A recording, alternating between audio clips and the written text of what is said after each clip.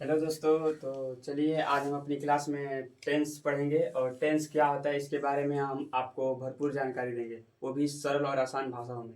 ठीक है। तो टेंस का मतलब होता है काल। काल का मतलब होता है एक समय। जैसे कि छोटे बच्चे झगड़ा करते हैं तो बोलते हैं कि तुम्हारा काल नियर आ गया। तो जो काल नियर आता है ना तो वही कहते हैं कि तुम्हारा समय पूरा हो गया है। ठीक। तो काल का मतलब होता है समय, उसी को हम लोग टेंस बोलते हैं। ठीक। अब टेंस तीन प्रकार के होते हैं। पहला आता है प्रेजेंट टेंस,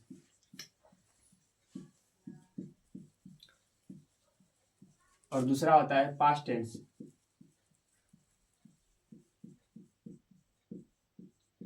और तीसरा होता है फ्यूचर टेंस।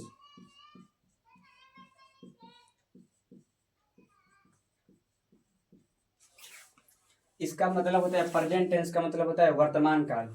हिंदी में लिख देते हैं सब, वर्तमान काल। वर्तमान काल का मतलब होता है कि जो इस समय चल रहा है उसे वर्तमान काल कहते हैं। और पास्ट टेंस का मतलब होता है कि जो समय पूरा हो गया है उसे हम लोग पास्ट टेंस कहते हैं, जैसे इसे भूतकाल कहते हैं। और फ्यूचर टेंस का मतलब तो आप सभी लोग जानते हैं कि फ्यूचर टेंस का मतलब होता है, फ्यूचर टेंस का मतलब होता है भविष्य काल।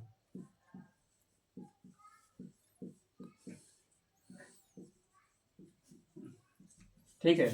तो टेंस के तीन प्रकार होते हैं, प्रेजेंट टेंस, पास्ट टेंस और फ्यूचर टेंस। और इन तीनों के भी चार चार प्रकार होते हैं। पहला होता है इंडिफिनिट टेंस,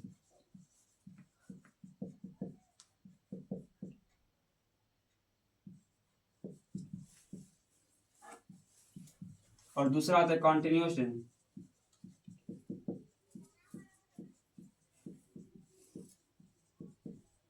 और तीसरा होता है perfect tense, PERFECT, perfect tense.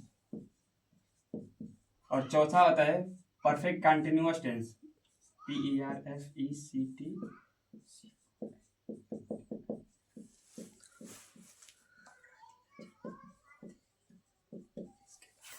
और यही चारों प्रकार इसके भी होते हैं और यही चारों प्रकार इसके भी होते हैं।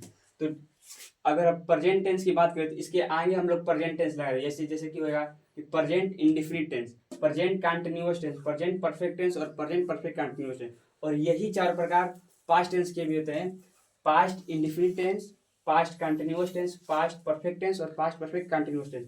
और यही होता है फ्यूचर टेंस के भी, future indefinite tense, future continuous tense और फ्यूचर परफेक्ट टेंस, फिर फ्यूचर परफेक्ट कंटिन्यूअस टेंस होता है।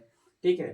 तो इन सभी का भी मैं लिख देता हूँ इसी तरह, आप लोग समझिएगा। ठीक है।